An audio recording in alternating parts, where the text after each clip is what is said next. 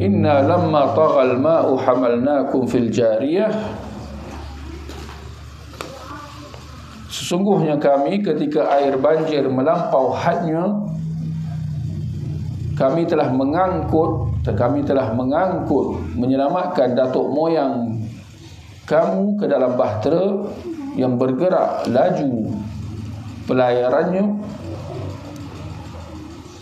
linaj'alaha lakum tadhkirah, untuk kami jadikan peristiwa itu satu pelajaran bagi kamu, wa ta'iyaha udhunun wa'iyah, dan untuk didengar dan diambil ingat oleh telinga orang-orang yang mahu menerima pengajaran.